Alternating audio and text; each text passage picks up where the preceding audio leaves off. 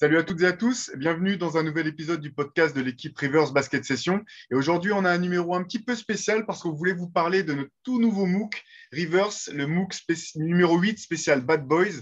Voilà, on voulait déjà vous le montrer parce qu'on en est très fiers, vous parler un petit peu de ce que vous pourrez trouver dedans.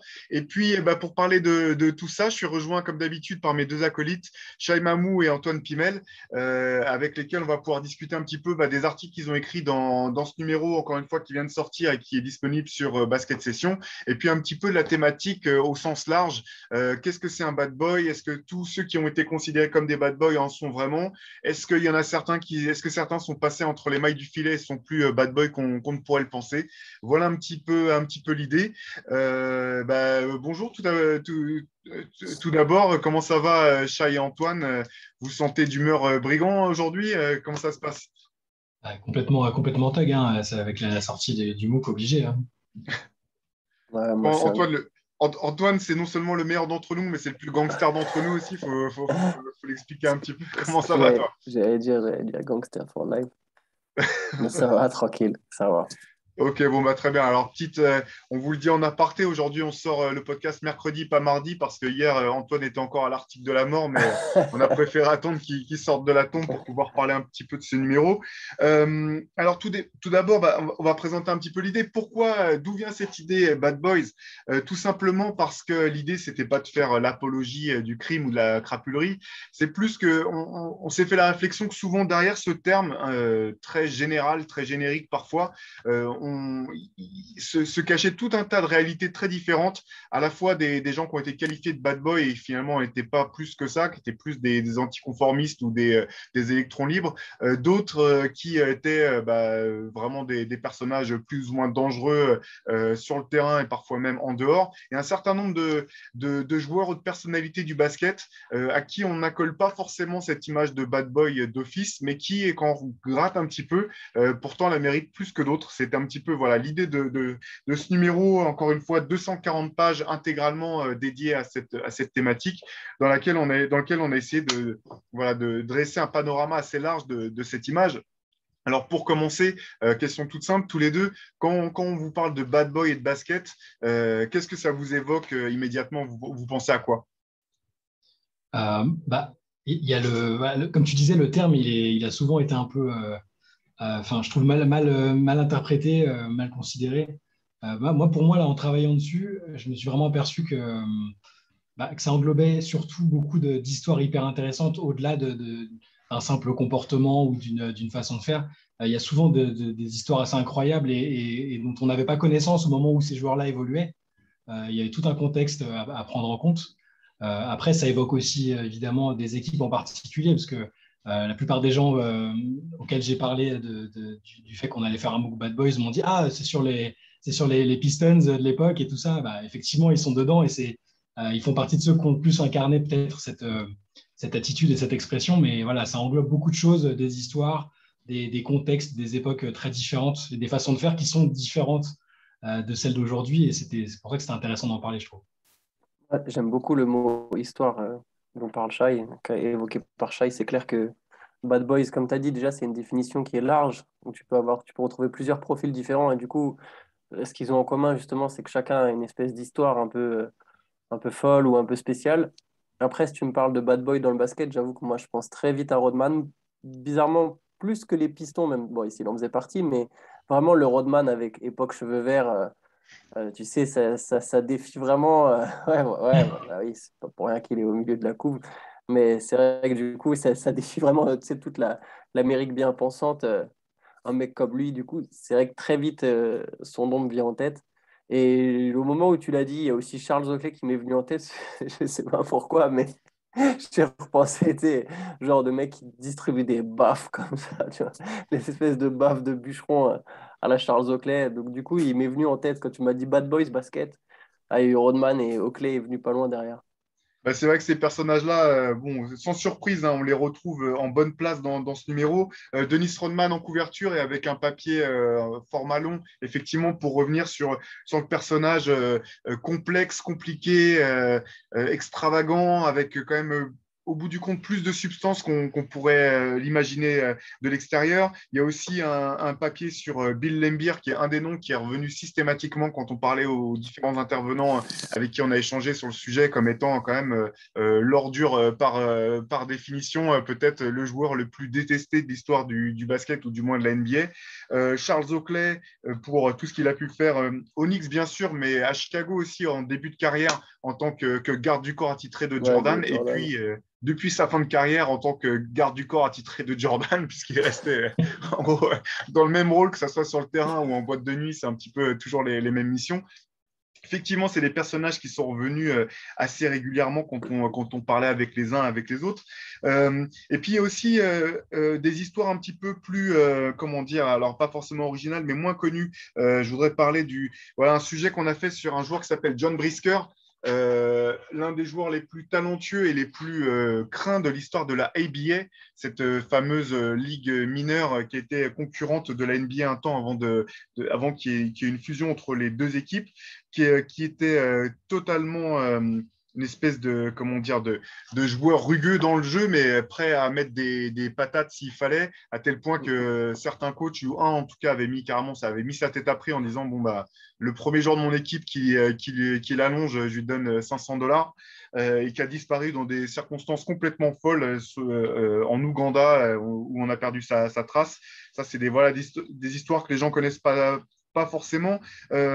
J'insiste aussi peut-être sur le premier sujet qui ouvre le MOOC, du moins après les entretiens. C'est un très beau portrait de Bobby Knight, coach vraiment à la fois titré, très grand coach d'Indiana, mais peut-être aussi une des personnalités les plus détestables à bien des égards du basket. Alors j'allais dire du basket pro, alors que c'est du basket amateur pour les joueurs, mais c'est du basket pro pour les coachs, hein, quand on sait les salaires que sont payés les coachs universitaires. Voilà, bah, tu parlais de Charles Oakley, là je me permets de montrer encore une fois très beau travail d'illustration au sujet du chêne des Knicks. Voilà, et puis il y a encore tout un tas de sujets sur lesquels on va revenir un petit peu en détail. Justement, le fait de pouvoir parler avec vous, c'est l'occasion peut-être de donner un petit coup d'œil sur les coulisses pour montrer ou expliquer comment on travaille quand on fait des sujets, un peu la manière dont on peut écrire nos articles. Je vous propose qu'on fasse un petit tour d'horizon sur ceux que vous avez écrits dans ce numéro. Antoine, je voudrais commencer avec le tien, notamment, enfin l'un des tiens, celui que tu as écrit sur Portland, les fameux Jailblazers du début des années 2000, qui sont peut-être restés comme étant la dernière équipe à avoir été à ce point stigmatisée comme étant une équipe de bad boy ou de malfrats avant que la NBA fasse un grand ménage. Alors on sait que toi, tu as toujours aimé les équipes de Portland, que tu as une affection pour ces équipes-là. Quel était toi ton rapport avec cette équipe de Portland en particulier? Alors, moi, c'est une des toutes premières équipes que j'ai aimées en NBA, en fait. Moi, la toute première saison que j'ai suivie, c'est 99-2000. Et j'étais pour Portland, parce que j'étais pour Rachid Wallace, en fait, d'abord. C'était plus un joueur qu'une équipe, même si j'adorais l'équipe. Chut. Ah ouais, le Shid. Et justement, tu vois, parmi les bad boys qui m'ont marqué, pour le coup, lui, il m'a vraiment marqué. Et même si j'étais jeune, parce que du coup, j'avais 11 ans, donc je captais pas tout, mais je captais que c'était vraiment une tête de con qui prenait technique sur technique. Mais justement, en fait, j'aimais bien le côté caractériel. J'aimais bien ce qui se dégageait du personnage avec les tatouages, le bandeau. Je trouvais qu'il avait trop de style, lui et Bonzi Wells, quand ils étaient chacun sur le terrain, même si ça, c'était plus l'année d'après, mais même dès 2000, il y avait vraiment tout un truc avec ces Trailblazers qui avaient une super équipe. Donc ceux de 2000, je pense que c'est pas vraiment non plus des... Ils rentrent pas dans les Jailblazers. Mais C'est ceux qui viennent juste ouais, après, c'est ça, ceux que ouais, tu ouais, ouais. considérais comme Je pense Jailblazers? c'est vrai. Enfin, il y avait déjà eu, hein, il y avait déjà eu le terme. Le terme, il existait déjà depuis 96. Il y avait déjà eu des frasques, mais c'était pas tout à fait pareil. Je trouve que vraiment l'âge d'or, c'est vraiment les 2001, 2003, où là, c'est Cassos sur Cassos. Et cette équipe, ça aurait été incroyable à l'époque des réseaux sociaux. J'aurais vraiment voulu voir ce que ça donne, comment les gens en fait auraient traité. Une équipe comme ça, quel aurait été le traitement qui aurait été accordé à une équipe comme Parce que ça? en plus, là, tu parlais de Rachid Wallace, c'était presque un. Ok, il est sur le terrain un peu foufou et machin, mais en dehors, ça allait à peu près. Ouais, Mais il y avait des vrais fous avec des problèmes ah judiciaires de oui. malade. C'est ça le truc aussi. Ah oui, non, lui, c'était pas grand-chose par rapport à Ruben Patterson, voilà, ouais, je pense Patterson. Même Quintel Woods a un petit casier judiciaire vraiment bien sympathique. Mais non, l'équipe des Blazers, début des années 2000, m'a vraiment marqué. Il y avait ce côté un peu gangsta et qui joue bien au basket, qui au final est. Bah, voilà, tu vois, c'est pas le Jazz quoi, de John Stockton, quoi. Tu vois, Ça, c'est sûr. ouais, j'aimais bien, moi, dans un style différent, mais j'aimais bien les Clippers de l'époque aussi, tu vois.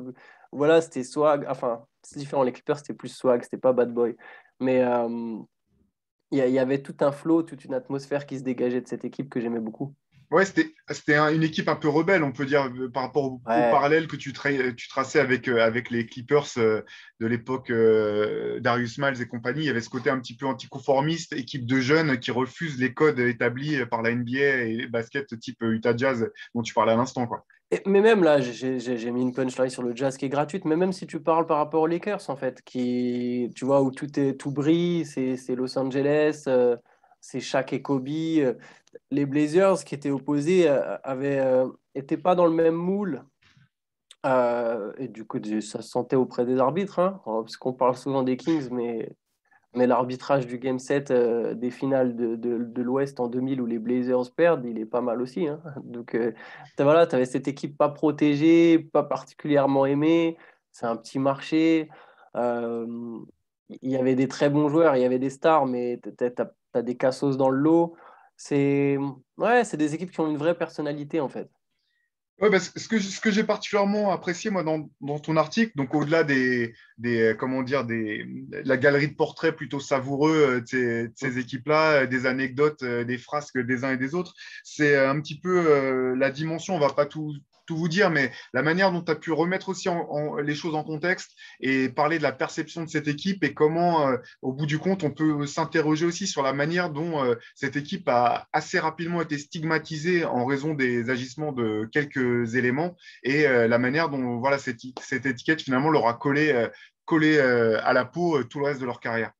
Mais c'est pour ça que quand je t'ai dit que ouais, j'aurais bien voulu voir le traitement à notre époque, pas seulement pour le côté réseaux sociaux, voilà, où tout est amplifié, mais aussi pour voir est-ce qu'on aurait finalement fait autant de foin sur certains cas en particulier, où même s'il y avait des gars, bah, voilà, on a parlé de Patterson, de Woods qui ont des vrais casiers judiciaires, mais au final, les trois quarts de l'équipe, c'est mineur ce qui se passait, et c'est surtout c'est très hypocrite de la part de la ville de Portland de les avoir traités, de les considérer encore la plupart comme des chats noirs, alors que ce qui faisait, les trois quarts de la population faisaient la même chose, notamment fumer de la weed principalement.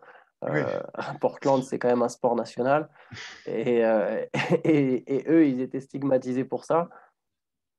Donc bon, ça serait, je pense que le traitement aurait été vraiment différent à à Ouais, notre c'est vraiment époque. intéressant ce que tu notes et c'est vrai, on en parlera peut-être un petit peu derrière, mais ça, c'est un petit peu le thème de fond de tout ce MOOC en fait. C'est qu'est-ce qu'on met derrière cette étiquette de bad boy, qui colle cette étiquette, à qui, pourquoi, à quel moment. Et c'est vrai que maintenant que la ligue a quand même été dans une certaine mesure un petit peu nettoyée dans le jeu et aussi voire un petit peu peut-être, elle a peut-être perdu un petit peu de sa saveur au passage, mais ça permet de s'interroger aussi sur ces choses-là en détail et de remettre en question un certain nombre de choses et de traitement de certains éléments. Moi, je voudrais enchaîner avec toi, Shai, avec un de tes papiers, moi, dans lequel j'ai appris tout un tas de choses parce que j'avais des souvenirs très vagues, mais je ne me rappelais pas des détails de toute cette affaire. C'est quand on parle de Malice at the Palace, on pense forcément aux Indiana Pacers et aux Detroit Pistons, mais ce qu'on sait moins, c'est qu'il y a eu une deuxième itération de ce type de phénomène et de baston, mais du côté de la WNBA. Est-ce que tu peux nous expliquer un petit peu ce dont tu parles dans ce papier intitulé Girl Fight? Oui, bah en fait, 4 ans après Malice at the Palace, il y a eu donc un match entre le Detroit Shock et les Los Angeles Sparks. Donc, on parle d'une WNBA qui était encore une ligue très jeune et encore moins médiatisée qu'aujourd'hui. Bon, bah là, nous, dans chaque numéro du MOOC, vous avez pu voir qu'on essaie de parler un peu des filles aussi parce que ça, voilà, ça fait partie du basket dont on a envie de parler. Et donc, c'était une ligue encore moins médiatisée et qui était quand même en recherche d'exposition. Il y avait déjà du talent, de belles joueuses, etc. Et là, le seul vrai premier moment où on a commencé à parler de WNBA sur les antennes nationales, c'était pour cette baston-là. Et en fait, moi, je m'y suis intéressé parce qu'il y a tout un contexte autour qui est quasi, comment dire, il y a plein de clins d'œil à l'histoire, parce qu'il y a des acteurs assez fous, c'est-à-dire que tu avais le coach de Détroit, c'était Bill Laimbeer, donc, voilà, dont on a parlé tout à l'heure. Le coach des Sparks, Michael Cooper, les deux se détestaient. Là, ce qu'on voit aujourd'hui, parfois, il peut y avoir quelques rivalités entre des coachs et des joueurs, mais là, par presse interposée, c'était c'était même pas des noms d'oiseaux, hein, c'était les mecs qui se disaient qu'ils se détestaient, qui s'insultaient, c'était vraiment c'était un tout autre niveau. Il y a des punchlines assez folles, hein, d'ailleurs. Punchline assez folle, vous verrez, Ouais. ce serait inimaginable aujourd'hui, hein. Les mecs se feraient suspendre tout de suite. Et donc, il y avait ce contexte-là entre déjà des coachs qui se détestaient et sur le terrain. Donc, au bout d'un moment, c'est parti c'est parti en vrille. Évidemment pas dans les mêmes proportions que ce qu'il y a eu entre Indiana et Détroit juste avant. Mais il y a quand même eu des coups qui ont commencé à partir, toute une publicité négative autour et plein d'histoires qui se sont créées autour. Il y avait la fille de Karl Malone, Cheryl Ford, qui était aussi dans l'histoire, qui elle est venue séparer, mais qui s'est fait les croisés, qui n'a jamais pu rejouer, qui a quasiment pas rejoué après. Voilà, plein d'histoires comme ça qui s'entremêlent autour d'une altercation dans un contexte où la Ligue cherchait à être médiatisée et l'a été malheureusement de la mauvaise manière. Mais ça a été aussi un acte fondateur pour la suite et pour le développement de la WNBA. Ouais, c'est vrai que ce qui est vraiment sympa dans ton papier, c'est au-delà de l'incident lui-même, des répercussions à court terme, c'est de voir un petit peu toutes les implications que ça a pu avoir. On vous laissera découvrir, mais comment Bill Laimbeer ça a été une nouvelle occasion pour Bill Laimbeer d'essayer de montrer qu'il était plus malin que tout le monde et de repartir en gros en faisant un énorme bras d'honneur à toute la ligue d'une manière plutôt maligne, plutôt futée. Et puis voilà, galerie de portraits, on retrouve, tu parlais de Bill Laimbeer, mais il y a Rick Mahorn qui joue un rôle aussi important dans l'événement. Et puis au niveau des filles, c'est des joueuses quand même de premier plan. On parle de Lisa Leslie. Il y a tout un tas de joueuses quand même très très fortes dont on parle dans cet article. Plein de détails vraiment moi que je connaissais pas sur les répercussions de tout ça. Et là aussi, c'est assez intéressant de voir avec le décalage, avec le temps qui a passé, comment les choses ont pu changer aussi pour la WNBA, comment la WNBA a pu développer une image à elle maintenant qui se détache de la NBA. Quand on regarde des matchs de WNBA, on n'a pas plus du tout l'impression de voir une espèce de ligue, comment dire, qui copie la NBA. Il y a toute une personnalité qui s'est développée dans cette ligue, j'ai l'impression. Oui, complètement. Et ce dont tu parlais tout à l'heure avec Laimbeer, du coup, c'est peut-être un détail qu'on peut révéler, mais pour vous dire à quel point il voulait emmerder la Ligue à cette époque-là, pour montrer à tout le monde qu'il n'était pas d'accord avec les répercussions de l'incident, il a quand même décidé de faire sortir de sa retraite une joueuse de 50 ans juste pour la faire jouer et pour emmerder la Ligue, tout simplement. C'est voilà, le genre de choses. Et oui, tu parlais des joueuses, il y a aussi Candace Parker, que le grand public connaît bien, c'était sa saison rookie. Elle est directement dans l'altercation, vu que c'est avec elle que l'accrochage démarre. C'est l'œuf de Chicago. Hein. Ouais, c'est ça. Puis voilà, c'est fort que ça soit passé dans la même salle que Malice at the Palace. Ouais, c'est ça qui est complètement fou, quoi. C'est la symétrie. Ouais. Est-ce qu'il y avait Josh Jackson pour balancer de la bière dans le public? Exactement. C'est clair. Oui, Bill Laimbeer, effectivement, c'est marrant parce qu'on le retrouve partout. Je fais un petit parallèle parce que voilà, j'ai eu l'occasion de travailler d'écrire le portrait de Bill Laimbeer. Ce qui est assez marrant, sans rentrer dans le détail, c'est de voir à quel point il a pu être détesté par tous ses adversaires, tous les gens qui n'étaient pas dans son équipe, et à quel point il a pu être, au bout du compte, apprécié, salué par tous ses coéquipiers dans un premier temps, puis par ses joueuses dans un deuxième temps. Et sa carrière de coach en WNBA, quand même une belle carrière de coach qu'on n'aurait pas forcément imaginé de base quand on se rappelait simplement de ses coups de coude saillants, de ses embrouilles, que ce soit avec les Lakers, les Celtics ou les Bulls à répétition. Donc un personnage aussi qui est moins unidimensionnel qu'on pourrait le croire de l'extérieur. Et justement, toujours à propos de personnages qui ont, qui sont un petit peu différents de l'image qu'ils peuvent donner. Je voudrais continuer avec toi, Shai, parce que tu as écrit aussi un beau portrait d'Adrienne Wojnarowski. intitulé donc Wojna Bomber, puisque maintenant tout le monde connaît les Woj Bombs, ces fameux tweets assassins, dans le sens où quand ça tombe, on sait que ça va secouer la NBA parce que ça parle d'un trade, d'une suspension ou d'un truc que personne d'autre n'avait vu venir forcément et sur lequel il a le doigt systématiquement. Qu'est-ce qui t'a donné envie d'écrire un papier sur Woj? Comment est-ce que tu pourrais expliquer le fait qu'il se retrouve dans un MOOC intitulé Bad Boys, alors qu'on le voit tout le temps avec ses petites lunettes et ses chemises bien repassées C'est le plus gros sur l'échelle gangster de la ligue. d'ESPN? Tu disais, Antoine, redis? C'est le plus gros gangster de la ligue. Et voilà, c'est ça. Mais comment tu rapprocherais les deux thématiques pour quelqu'un qui n'a pas encore eu le MOOC entre les mains? C'est un personnage ultra mystérieux parce qu'on le voit de loin, on a l'impression qu'il contrôle, qui contrôle tout le monde comme des marionnettes, qui peut lâcher l'info quand il veut. On a l'impression qu'il a l'information avant même que les types de la franchise l'ont décidé. Les exemples typiques, c'est pendant la draft. Voilà, quand il tweet la décision avant la télé, avant même. On a l'impression qu'il sait avant tout le monde, quoi. Et en fait, moi, je me suis intéressé à lui. Alors, j'ai eu la chance de couvrir une draft où il était, c'était en 2014. Alors, c'est pas du tout un bad boy dans le sens traditionnel du terme, c'est-à-dire que c'est un type très poli qui dit bonjour aux gens quand il entre en salle de presse. Mais par contre, on sent qu'il y a une distance. Il n'est pas spécialement dans le copinage, même si ces dernières années, il s'est un peu plus rapproché de certains collègues. Il travaille à la télé maintenant, donc il est un peu plus consensuel. Mais dans son travail, il bosse vraiment à part. Moi, j'avais été fasciné parce qu'il est arrivé, il s'était mis dans son coin avec un deuxième téléphone à clapper, en plus, ce truc improbable. C'était pas encore l'époque, enfin, tout le monde n'avait pas des smartphones, mais pas loin. Et il a ce côté voilà, un peu marginal. Et là où je me suis intéressé à son parcours, c'est qu'il n'était pas du tout comme ça au départ, en fait. C'est-à-dire qu'il a commencé, alors c'était un journaliste besogneux qui faisait pas mal de foot US, etc. Mais au tout début, les gens s'en souviennent pas, mais c'était un mec hyper critique. Il s'est mis à dos LeBron James et son clan, notamment. Vous pouvez voir encore aujourd'hui que jamais il parlera de LeBron ou jamais il aura d'interview de LeBron dans son podcast ou autre, parce qu'il utilisait des termes ultra saignants dans ses chroniques. Voilà, il était plus polémiste, pour reprendre l'expression qu'on utilise aujourd'hui, que journaliste ou newsbreaker. Et puis un jour, il a décidé que ce serait sa spécialité.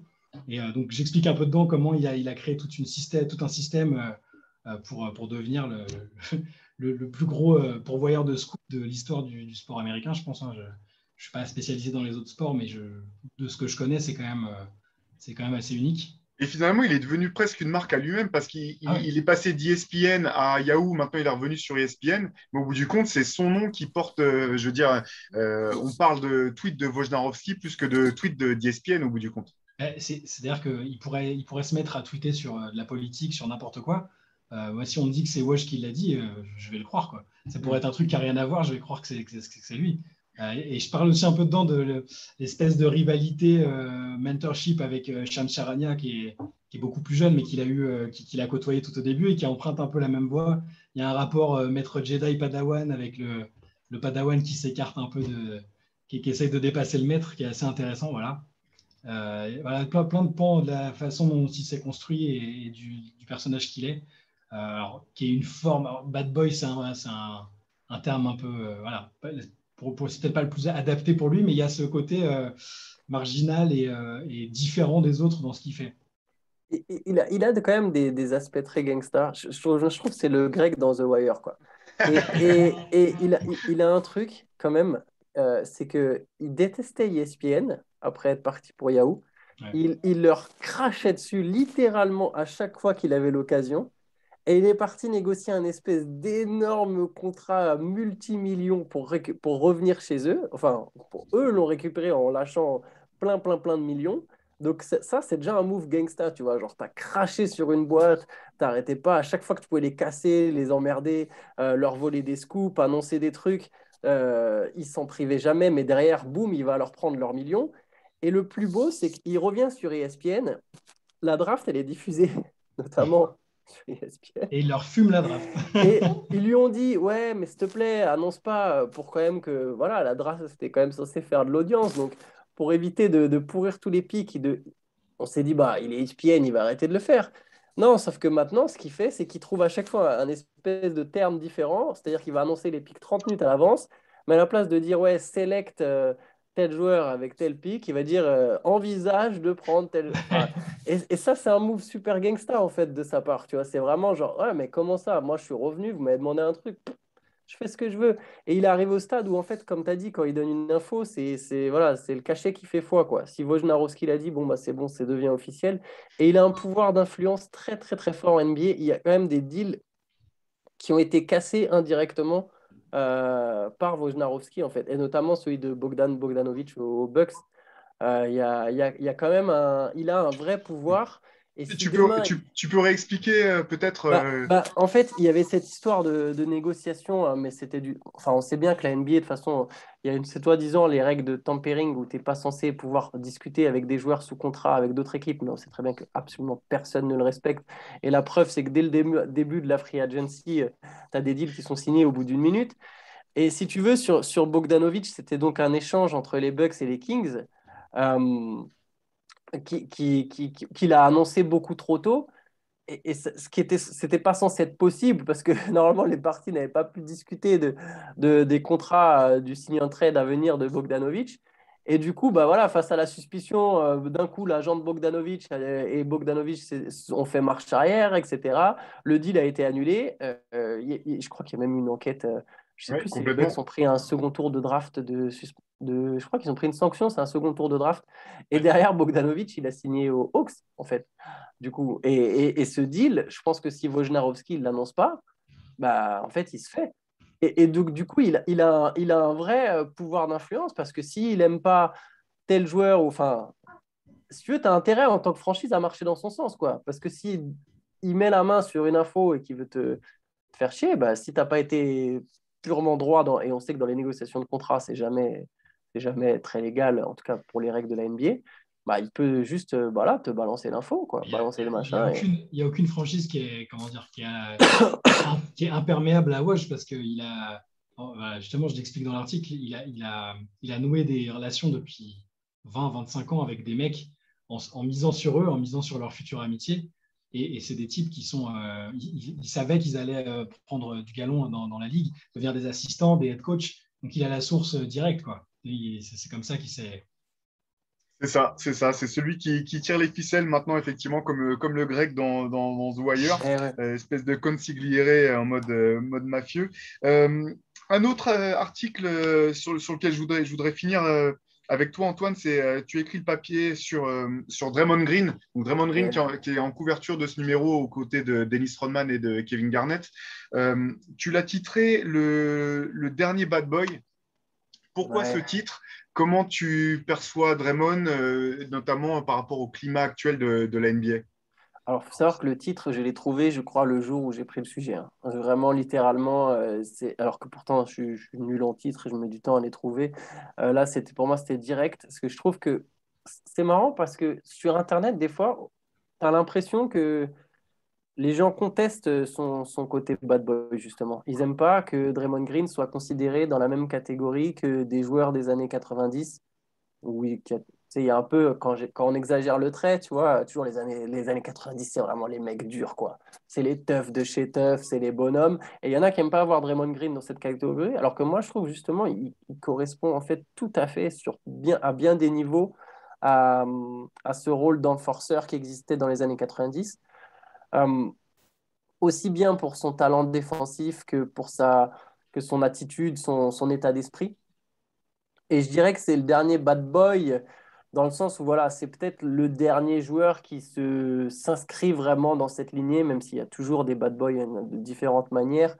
Mais voilà, dans cette NBA, comme tu as dit, un peu plus lisse, lui vraiment, ça aurait pu être un joueur des années 90. Il aurait été essentiel à une équipe, n'importe quelle époque, parce que voilà, c'est le gars qui joue dur, qui va défendre, qui va tout mettre au service de son équipe. C'est un vrai guerrier et je trouve rien que sur ça, en fait, voilà, la définition d'un bad boy, c'est aussi un soldat, un gars avec qui tu as envie d'aller à la guerre, avec qui tu as envie de pouvoir partir au combat dans les tranchées. Et lui, Draymond Green, typiquement, quand tu construis une équipe de vainqueurs, pour avoir cet ADN-là qui est essentiel, il te faut un mec comme ça. Et en NBA, c'est le meilleur dans ce rôle-là. Et c'est peut-être le seul, en fait, même. C'est Ce qui est un de ceux intéressant, qui a pardon, absolument. vas-y, Shai. En fait, c'est un de ceux qui a aussi peut-être déjà depuis le début de sa carrière, hein, même avant qu'il soit vraiment connu. C'est un de ceux qui a le moins la langue de bois et qui n'a pas de filtre, en fait. S'il y a un truc même un peu polémique qui va lui passer par la tête, il va le dire, en fait. Et au-delà des actions, il y a aussi des actions concrètes sur le terrain qu'il était un des seuls à faire aussi, les coups de pompe à LeBron, etc. Il y a aussi par le comportement, c'est pour ça que je trouve que l'étiquette lui convient bien aussi. Ouais, parce qu'il coche un petit peu toutes les cases, quoi. Joueur dur, gros défenseur, grande gueule, prêt à mettre des taquets ou du moins à essayer de dissuader, enfin, de faire de la dissuasion par tous les moyens possibles. Il y a un moment quand même où la NBA a dû lui mettre une espèce d'ultimatum pour leur dire d'arrêter de mettre des coups de pompe dans les couilles des joueurs qui s'approchaient trop du panier à un moment. Donc, je partage ton avis. Je pense qu'il aurait été très bien dans n'importe quelle époque. Aujourd'hui, il se démarque d'autant plus qu'il y a plus beaucoup de joueurs qui endossent ce rôle, ou du moins qui arrivent à le faire en ayant un rôle tellement important qu'on ne puisse pas les mettre de côté parce que trop peu, comment dire, consensuel ou trop peu lisse. Pour ce numéro, comme toujours, vous savez, on a la chance quand même de pouvoir compter sur des intervenants de marque ou vraiment percutants. Je voudrais remercier encore une fois Vincent Mazingue, qui a été le rédacteur en chef exceptionnel de ce numéro. Pour ceux qui suivent un petit peu, qui suivent le basket français, le basket européen, ils se rappelleront du guerrier des raquettes qui a pu être Vincent Mazingue, que ce soit en club ou même en sélection sur des campagnes de qualification avec l'équipe de France. Il a été vraiment, on a un grand entretien avec lui qui est superbe et puis il nous a servi de fil rouge tout au long des pages de ce numéro. Et pour notre grande interview table ronde, on a pu avoir trois intervenants vraiment pertinents, très différents, alors qui sont pourtant très différents les uns des autres. Bruce Bowen, Georgie Joseph et Chris Herring. Donc Bruce Bowen, ancienne star, ancien champion NBA avec les Spurs et ancienne star du championnat de France au début, durant les années 90, dans lequel il était dans un rôle de scoreur quasiment exclusif. Georgie Joseph, pardon, joueur rugueux, dur du championnat de France, avec une perspective vraiment passionnante, j'ai trouvé, sur ces thématiques de bad boy, mais aussi bien au-delà. Et Chris Herring, journaliste chez Sports Illustrated actuellement, d'ailleurs qui vient de sortir un livre, qui vient d'écrire un livre qui est sur le point de sortir et qu'on a eu la chance de pouvoir consulter en avant-première, dédié aux Knicks des années 90, qui s'appelle Blood in the Garden, aussi sur des thématiques et des joueurs très durs. Shai, toi qui as pu t'entretenir avec Bruce Bowen, est-ce qu'il était réceptif quand tu l'as contacté pour lui dire qu'on faisait un truc sur les bad boys? Est-ce que lui s'est senti un petit peu insulté ou est-ce qu'il était étonné qu'on fasse appel à lui? Comment tu l'as senti? Alors, il n'était pas du tout étonné parce qu'il est très conscient d'avoir une étiquette de joueur dirty à l'époque, en fait, au niveau de sa défense et de la façon dont il jouait. Par contre, il s'en est tout de suite défendu et on sent qu'il a l'habitude de devoir répondre à ça parce que alors, c'est un mec hyper intéressant, hyper bavard dans le très bon sens du terme, avec une perspective super sur plein de choses. Mais il s'est quand même défendu de l'image de bad boy. C'était plutôt le type et il y en a beaucoup d'autres dans ce cas, qui était prêt à faire absolument tout ce qu'il fallait pour garder une place, pour avoir un rôle important dans une équipe et dans la NBA, quoi. Mais c'est un type génial. Quand il parlait de sa manière de défendre à la limite de la légalité sur des superstars et la manière dont il gérait ça, c'était génial. On le voit on va le voir dans l'entretien, vous le verrez. Super gars, on a eu la chance de l'avoir. Ouais. Ce qui est intéressant par rapport à ce que tu dis, et je crois que c'est Chris Herring à un moment qui le soulignait, c'est qu'au bout du compte, tous ces joueurs des années 80-90 à qui on a accolé cette image de bad boy et qu'on a parfois fustigé pour leur comportement sur le terrain, finalement, ils jouaient dans les limites d'un cadre. C'est-à-dire que en gros, ils jouaient de la manière dont ils avaient le droit de le faire en fonction des règles de l'époque. Et je trouve que dans cet entretien, on se rend bien compte de l'espèce d'hypocrisie qu'il y a à stigmatiser certains joueurs de cette manière-là, sachant que c'est souvent quand même des joueurs qui ont aidé leurs équipes à gagner, que ce soit Bruce Bowen, que ce soit… Alors Charles Oakley, ça n'a pas été jusqu'au titre, mais si les Knicks ont connu des tels succès, c'était grâce à lui et à la manière de jouer de Starks, Mason et compagnie. Et Et même chose un petit peu en championnat de France avec Georgie Joseph. Moi, j'ai trouvé passionnant de bout en bout dans ce qu'il a vu, dans ce qu'il a bien voulu nous confier. Toi, comment Georgie a réagi quand tu l'as contacté, Antoine, pour parler de ce sujet? Alors, très bien, parce que déjà, pour lui, et je trouve que sa définition d'un bad boy est très intéressante, et je vous invite tous à la lire, parce que souvent, on se perd derrière le mot, et je pense que beaucoup de gens confondent bad boy et cassos, etc. Lui a une définition finalement pas du tout péjorative, au contraire, du bad boy, surtout quand ça parle de basket. Et du coup, il se sent, bah, et c'est un sujet qui le passionne, il se sent concerné, il connaît ce sujet très bien, ses réponses sont très intéressantes, pas seulement sur sa définition, mais sur plusieurs joueurs en question, sa vision de gars comme Green, comme Rodman, comme Ben Wallace aussi, dont il a parlé, qui est important de citer, je pense, est très intéressante. Et donc, lui il était ravi de parler de ça. Il était chaud direct et franchement, c'est très intéressant d'avoir son point de vue sur toutes ces questions. Et je trouve qu'il est allé plus loin. Et c'est ce que je retiens le plus d'ailleurs dans l'interview avec Georgie, c'est le sacrifice que ça demande. Euh, je crois qu'on ne se rend pas compte, on ne réalise pas que ces gars-là, notamment lui, mais on pourrait dire la même chose de Bruce Bowen, c'est des mecs qui savent très bien jouer au basket. Et t'imagines la difficulté quand tu es très fort à quelque chose et qu'on te cantonne dans un espèce de rôle ingrat où au final tu peux pas montrer ce que tu sais faire, en tout cas en termes de technique et de qualité pure, tu vois. Ce qui est quand même le plus noble quand tu es fort à quelque chose, bah, tu as envie de le montrer. Moi, quand je joue au basket, j'ai pas juste envie de poser des écrans, tu vois. Et pourtant, un mec qui pose des bons écrans, ça fait une différence énorme. Mais personne ne le voit, à part certains puristes, à part certains passionnés qui font vraiment attention à ça. Et la force de caractère qu'il faut pour savoir se fondre dans ce rôle, notamment quand tu te rends compte jeune, et ce qui a été le cas pour Georgie, quand tu te rends compte jeune qu'il va falloir que ce soit ça que tu fasses pour te faire une carrière, bah, je trouve ça impressionnant en fait. Et très noble, très très noble de savoir se mettre en retrait individuellement. J'aurais été absolument incapable de faire ça, pas seulement dans le domaine, n'importe quel truc. Si je suis fort à quelque chose, j'ai envie que les gens le sachent, j'aurais été incapable. Et c'est super intéressant que tu notes ça parce que ça me fait penser à un entretien que j'entendais avec PJ Tucker récemment, qui est peut-être aussi dans la NBA actuelle, ce Oui, qui se rapproche le plus de cet héritage de type de joueur, et qui clairement. notait que je crois que c'est dans le Game 6 des dernières finales NBA, c'est lui qui termine avec le plus gros temps de jeu, et au final, il a un tir pris seulement sur l'ensemble du match.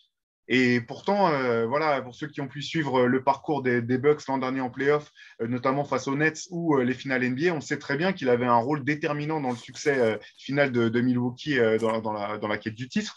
Mais effectivement, l'humilité que ça demande d'accepter effectivement d'être comment dire, l'espèce de catalyseur de toute la haine des fans adverses, d'être voilà, toujours à la limite avec l'arbitrage, d'être celui à qui on va reprocher de jouer trop dur et de ne prendre qu'un seul tir dans peut-être le match le plus important de ta carrière parce que tu restes concentré sur l'objectif final. Ça demande à la fois ce que tu disais, de l'humilité, de la maîtrise et aussi une intelligence basket particulière pour arriver à saisir vraiment quel est ton rôle dans une équipe pour la rendre, pour lui permettre de gagner, tout simplement. Et ça me fait penser d'ailleurs à un deuxième sacrifice qui s'accompagne de ça, parce que là, on parle du sacrifice en termes de carrière, mais et il aborde aussi Georgie dans l'interview. L'autre chose, c'est quand tu te cantonnes à ce rôle, les gens te voient différemment en réalité, même en tant que personne. Et du coup, je trouve que ça rend le boulot encore plus difficile. C'est-à-dire que des gens vont te juger, euh, ils voient un joueur dur et ils vont enfin pas tous, évidemment pas tout le monde, mais certaines personnes vont automatiquement retransmettre ça sur ta personnalité, comme si au final tu étais aussi cette personne qui est juste brutale.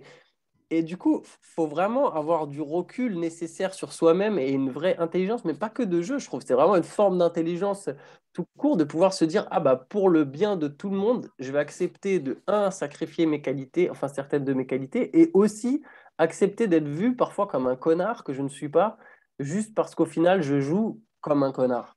Ah, et puis, bah, Bruce Bowen disait la même chose en fait.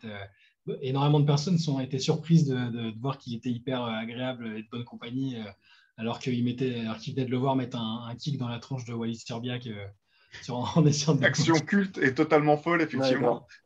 Ouais, il en parle dedans, vous verrez. Mais oui, c'est ça, ce que tu dis. C'est un autre sacrifice aussi. Ils sont considérés, ils ont du mal les gens ont du mal au début à passer outre ça. Ouais. C'est triste Ouais. d'ailleurs. Et d'ailleurs, ça me fait penser à voilà, les 240 pages de ce MOOC se terminent sur un papier passionnant sur des bad boys à la française, des bad boys des Landes, titré Viceland, un article signé de Frédéric Gonella et Xavier Dalméda, qui revient sur les personnalités un petit peu hors normes qu'ont pu être les frères Thierry et Didier Gadou et Frédéric Fautou du côté de Portez. Et voilà, je pense que ceux qui découvriront cet article ne seront pas déçus parce qu'en termes d'anecdotes, de mecs qui s'en foutent de la manière dont ils sont perçus et qui sont prêts à tout pour aller chercher un match par tous les moyens possibles, il y a des anecdotes assez folles, notamment une sur, parce qu'il y a eu Malice at the Palace, mais bien avant, il y a eu Malice at the Moutet avec une baston mémorable en direct à la télé. Voilà, vous découvrirez tout ça dans le MOOC, dans ce MOOC Rivers Bad Boy. Mais effectivement, les Bad Boys ne sont pas l'apanage de la NBA et des joueurs américains. Sur le vieux continent, on savait aussi plutôt bien s'y prendre niveau coup de coude et tartines. Le championnat régional des Landes, à l'heure actuelle, ça doit être le championnat le deuxième plus thug du monde derrière, peut-être, je sais pas, un truc régional en Serbie, quoi. Et tu sais, c'est là-bas, les équipes, le pivot, il fait jamais plus d'1m80, mais par contre, laisse tomber le vice des gars. Faut pas jouer dans les Landes, à mon avis, au niveau. C'est ça, il y a la Coupe des Landes et juste après, il y a le match East Baltimore contre West Baltimore. Exactement, avec Evon et Prop Joe. C'est Euh, ça. voilà, alors pour finir, je voulais vous proposer un petit jeu. Voilà, j'ai trouvé 5, parce qu'on se pose souvent la question de savoir est-ce que les bad boys sont morts, est-ce qu'on peut encore être un joueur d'impact dans la NBA actuelle en étant un enforceur et un bad boy. Vous verrez, on en parle pas mal de cette thématique dans le MOOC à différents endroits. Pour finir, j'avais donc ce petit jeu, j'ai noté 5 anecdotes récentes de la NBA et je voulais vous proposer de les noter sur une échelle de la bad boyerie qui irait de 1 à 10. Je vous donne des altercations ou du moins des confrontations et vous me dites ce que vous en pensez, ok? Prêt à jouer? Ouais. Ok. Allez, on va commencer par une des plus récentes quand même. Personne n'a pu passer au travers. L'altercation entre Isaiah Stewart des Trois Pistons, encore une fois, et LeBron James. Vidéo impressionnante. Hein. Si vous n'avez pas vu les actions, je vous conseille d'aller la chercher parce que j'ai rarement vu un joueur aussi déterminé à essayer de se payer le meilleur joueur de la planète. Comment vous notez la bad boyerie de cette altercation sur une échelle de 1 à 10? Wow. Allez, moi, je mettrais un petit 7 juste pour le triple effort d'essayer de revenir pour montrer qu'il est chaud. Parce qu'il y a quand même la feinte qu'il fait, l'espèce de feinte de regard, genre c'est bon les gars, je suis calmé. Après, qu'est-ce qu'il fait? Il veut faire le tour par les vestiaires pour arriver vers le banc des Lakers. Juste pour l'effort, un bon petit 7 quand même. Après, le risque était quand même limité vu de la sécurité qu'il y a autour. Il y avait quand même peu de chances qu'il arrive à l'approcher assez pour lui en mettre une. Quoi. Mais oui, pour l'inventivité et la persévérance, moi je suis bien à 7. Ouais, la feinte est belle, j'aime bien l'argument de Chai. La feinte, elle est très belle. Ouais, c'est bon, le mec. Ah, en plus, il a tenté après derrière d'aller dans le tunnel aussi. Après, euh, je vais pas vous mentir, j'ai vu qu'une seule fois les images parce que je sais, mais ce week-end, moi, j'étais vraiment pas dans un bel état. J'étais complètement, Non, mais tu essayais de sortir malade. de ta tombe comme dans Kill Et Bill, donc c'est normal. par contre, Ça l'ironie, captait pas bien. c'est que moi, je l'ai vu en direct sur les réseaux sociaux parce que du coup, je n'arrivais absolument pas à dormir. J'étais complètement malade. Mais je, j'ai peur à chaque fois qu'il y a quand même un truc en NBA que c'est un peu surjoué. Et je trouve qu'il démarre tard. Allez, je vais mettre 7 comme Shai et j'aurais mis 8 ou 9 si c'était vraiment énervé tout de suite. Quand il l'avait en face. Ouais, voilà. Et là, j'ai l'impression qu'il y a quand même un décalage. Alors, je sais pas, est-ce que c'est le temps qu'il se rende compte qu'il saigne ou est-ce que LeBron lui a dit un truc. Mais tu vois, c'est quand même pas immédiat. Parce que s'il avait eu la même détermination dès le début, il aurait pu le cogner, tu vois. Il aurait pu le cogner. Et bon, tu vois, il y a eu un décalage juste pour ça. Mais il y a quand même des trucs fous sur cette vidéo. Je suis désolé, ça n'a rien à voir. Mais je sais pas si vous avez vu la réaction du flic qui laisse passer complètement Isaiah Stewart. Genre, Euh, tu sais, il fait ça. Ça, Comme c'est une ça, spécialité de la sécurité à incroyable. Détroit. Hein, c'est Donc, disons qu'heureusement que. Enfin, bref. Après, tu me diras, ça concerne des joueurs NBA. Je pense qu'effectivement, la police n'est pas forcément celle qui doit intervenir. Et chapeau à Kate Cunningham qui a peut-être sauvé la carrière de son coéquipier quand même, hein. C'est Ben, quand même un rookie qui est ultra mature et qui est venu. Parce que je pense qu'il est quand même allé le calmer. Et bravo, chapeau à lui. j'allais y venir. Moi, je suis quand même ravi qu'il n'ait pas pu mettre les mains sur LeBron parce que, voilà, déjà, je pense ça peut avoir des implications sur sa carrière à voir. Hein. J'espère pas. Mais si ça avait été au-delà, je pense que ça aurait pu être assez dramatique dans le contexte actuel. Effectivement, en tout cas, le craquage était impressionnant. Moi, je jette pas la pierre aux policiers qui doivent faire 1,83 m de ne pas avoir essayé de se mettre sur le trajet de la locomotive lancée. 55 balais, c'est. Ouais, voilà, exactement. Donc là, je pense que c'était l'instinct de préservation, tout simplement. Allez, anecdote suivante. George Karl qui démonte Carmelo Anthony par tweet dès qu'il en a l'occasion, quelle que soit la situation, dès que le mot Carmelo, je pense qu'il a une alerte sur son téléphone, hein, franchement, dès que le terme Carmelo Anthony est prononcé sur Twitter, George Karl balance une salve de tweets dans la foulée. Vrai bad boyerie ou pas? Ah, moi, je dis non. Non, parce que on dirait qu'il a oublié que c'était lui le coach de l'équipe à ce moment-là, quoi, comme si c'était que de la faute de Melo. Et puis, il joue un peu sur le côté. Enfin, il sait bien qu'il ne va rien lui arriver. Sa carrière est terminée. Il a pas l'ambition, a priori, de recoacher. Bon, c'est un peu. Je ressens plus d'aigreur que de bad boyerie sur le coup. Même s'il y a sans doute une part de vérité, hein. Et il ne l'avait pas fait qu'à Melo, hein. Il l'a fait de Marcus Cousins à l'époque aussi. Il aime bien régler ses comptes via Twitter. Je sais pas si c'est bad boy, moi je trouve ça super petit. Et du coup, Ouais, c'est ça. je vais mettre ça en mode bad boyerie, quoi. Parce que j'aime bien cette espèce de pétinesse. Comme tu as dit, le fait qu'il ait une alerte. Et clairement, tu sens qu'il a envie de se payer mélo, quoi. Qu'il a un seum qu'il n'arrive pas. Tu sais, déjà, George Carl, c'est un mec qui a du seum, tu vois. Il a écrit un livre quand même spécialement pour lâcher tout son seum. Et malgré ça, tu sens qu'il a encore du seum à vider, tu vois. Et dès qu'il peut se payer mélo, il rate pas l'occasion. Et bon, j'aime bien, tu vois. C'est petit, mais j'aime bien. Bon, allez, quand même, là où je respecte George Karl, c'est que quand il était coach, il avait déjà l'habitude de le faire, de défoncer ses stars Ouais, il par a pas presse peur. interposée, qui est certainement peut-être une raison pour laquelle ces stars avaient pas l'air d'avoir plus envie que ça de se donner pour lui. Mais au moins, quand il était coach, on peut lui reconnaître d'avoir eu le courage de déjà tenir ce type de propos. Alors, c'était pas par tweet à l'époque, mais c'était par la presse. Donc, bon, d'après ce que je comprends de vous, on va lui mettre un petit 5 sur 10 pour George Karl, notamment pour 3 points de pétinesse et puis 1 point de bad boyerie officielle. Alors, peut-être autre personnage, mais peut-être pas très loin dans la technique. Ben Simmons et les Sixers. Ben Simmons qui dit qu'il n'est pas dans l'état d'esprit ou qu'il n'est pas apte à pouvoir s'entraîner, mais qui va quand même s'entraîner à côté parce qu'il veut montrer à des équipes que s'il peut quand même jouer au basket. Le bras de fer qui s'est engagé depuis cet été. Vrai bad boyerie, pas vrai bad boyerie, comment vous Oh, placez ça? c'est du foutage de gueule. Ouais. Mais des deux côtés, moi, les deux, ils me fatiguent. Autant, enfin, Simmons me fatigue, mais encore plus, Rich Paul me fatigue. Et les Sixers me fatiguent aussi. Toute cette situation, moi, elle me gonfle. Qu'on en finisse. Qu'on en finisse. Déjà, qu'on en finisse, c'est bon. C'est On bon. se croit dans Gladiateur, là, qu'on en finisse le pouce Ouais, vers le mais bas. juste, Ah, mais on n'a comme, pas un pour rattraper l'autre. exactement comme Antoine, 0 sur 10 en bad boyerie là-dessus. Ouais. Ok, bon, très bien. Il Je vous rejoins.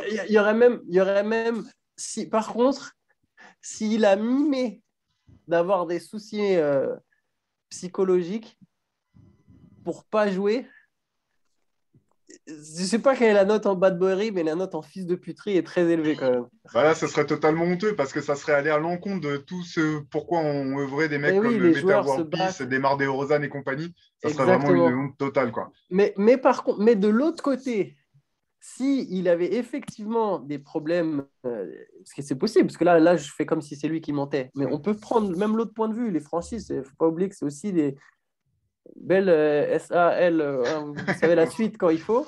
Et si les Sixers ont quand même, via Wojnarowski, mis en avant le fait que Ben Simmons a l'air de quand même bien mentir sur son état de santé mentale, c'est quand même aussi un très beau coup de pute de la part des Sixers d'avoir osé voilà, faire passer le message, faire comprendre à tout le monde, non, non, mais Simmons, il ment, en fait, il va bien, et c'est lui le problème.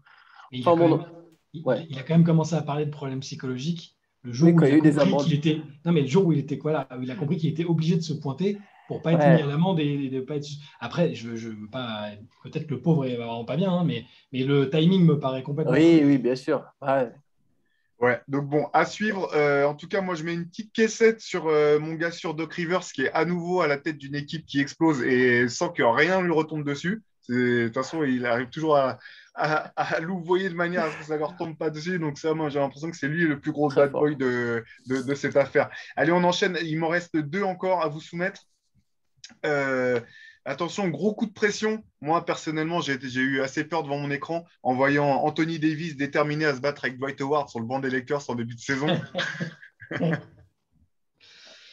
Honnêtement, s'il n'y avait aucune caméra, je pense que ça serait réglé par une petite tape sur l'épaule et un truc du genre non, mais t'abuses quand même. Et puis, ça serait passé à autre chose. Ouais, ils ont réglé ça sur Call of Duty. Ouais, Je leur non. mets 5, 2,5 chacun. Ou 4, 2 chacun. Ah ouais, De non. chacun. 2 chacun, ouais. C'est 10 sur 10 en gênance, quoi. C'est tellement gênant de voir ça en public. Si tu sais que t'es filmé, c'est pas possible, quoi. Bon. Anthony Davis, c'est quand même un des mecs les plus soft de la ligue, je pense. Mais je le dis, mais pas forcément soft. Comment dire, le terme est ultra péjoratif. Mais c'est pas que ses blessures, parce que à la fois c'est un, je sais pas comment était ma pensée en fait. Je suis parti dans un raisonnement que j'arriverai pas à finir parce que je trouve que le joueur est très fort et sur plein de points, je le trouve complètement à la masse à chaque fois qu'il parle en fait. En fait, quand il joue, c'est bien, c'est très bien. Quand il joue, c'est très bien. Quand il parle, il y a des problèmes. Ça passe pas, c'est pas crédible. Par contre, si, c'est intéressant. Euh, j'ai du mal avec son leadership. Ça va être intéressant de voir quand les Lakers postent LeBron avec que Anthony Davis. Il est pas bon là dans le Money Time, hein. Pour Ouais. revenir un peu sur du basket, il est pas bon dans le Money Time là, quand il n'y a pas LeBron, hein. Ouais, et puis sur les aspects gros bras, quand même, déjà qu'il tombe en Ouais. morceaux quand il essaie de jouer au basket, je lui déconseillerais de se mettre aux arts martiaux. D'ailleurs, il me reste, pardon, il me On reste dit ça. quoi? Non, j'adore parce qu'on dit ça, mais le mec il fait 2,10 m, plus de 100 kilos.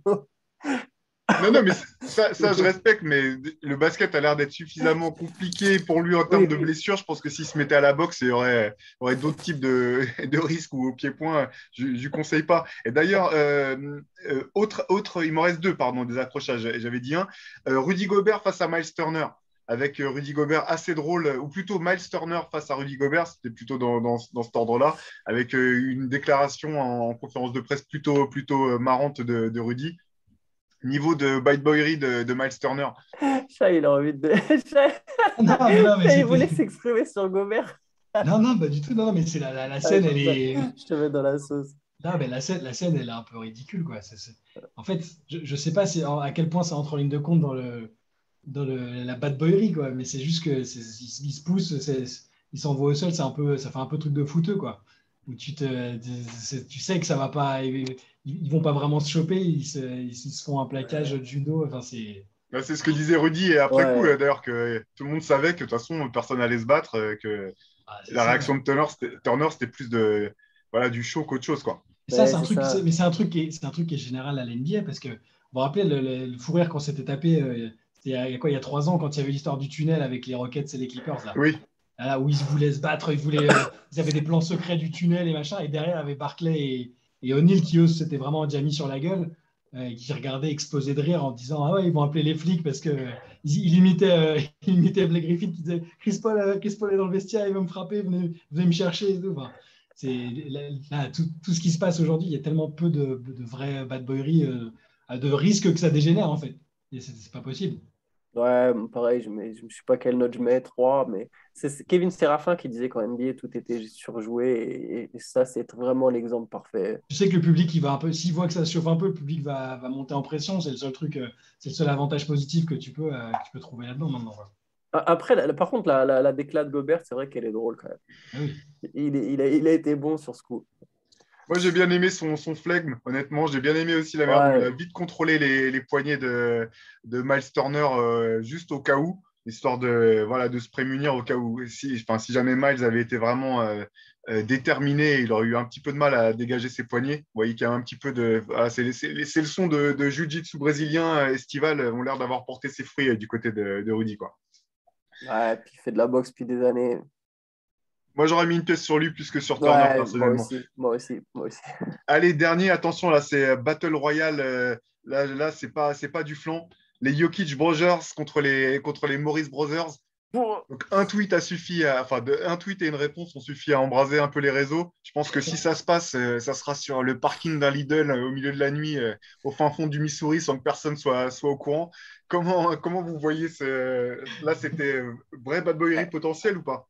Ah, le niveau de bad boyerie, il est ultime quand tu as créé un compte Twitter C'est pour faire magnifique. ça, que tu sais pas comment ça marche, parce qu'ils ne savaient pas comment c'était un tweet, qu'il n'y avait même pas de photo de profil, que c'était vraiment leur vrai compte, c'est ça le plus beau, et qu'ils ont signé les Jokic Brothers, et que malgré le fait que c'était leur avatar, ils ont quand même signé leur tweet.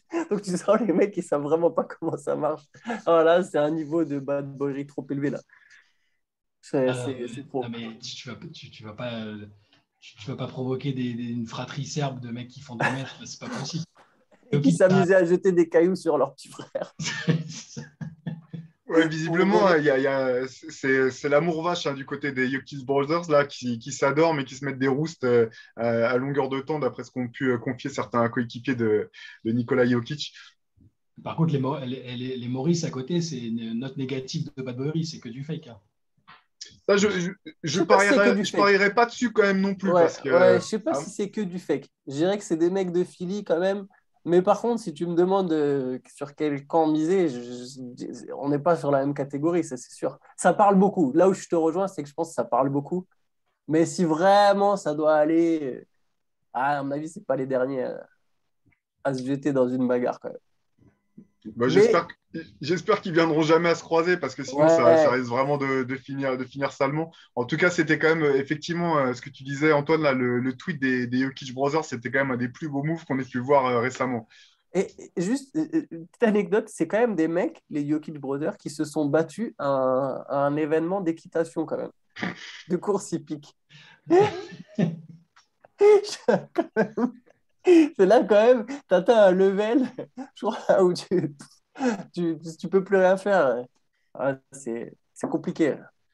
C'est clair. Bon, écoute, C'est dommage que tout ça soit passé après notre bouclage parce qu'à la fin voilà, de ce MOOC spécial Bad Boys, vous verrez qu'on a fait notre Hall of Fame des Bad Boys avec des joueurs cultes du Vernon Maxwell, du Maurice Lucas, du Liz Campbell, Gianna Taurasi, et Latrell Sprewell, Kendrick Perkins et j'en passe. Mais effectivement, je pense qu'ils auraient pris des deux côtés, ils auraient pu prendre une petite place dans notre Hall of Fame si leur altercation était intervenue un petit peu plus tôt. ah ouais, Yes. c'est clair. Voilà, bah écoutez, c'est la fin de ce podcast. On vous rappelle donc le MOOC Reverse numéro 8 spécial Bad Boy est disponible exclusivement sur basketsession.com.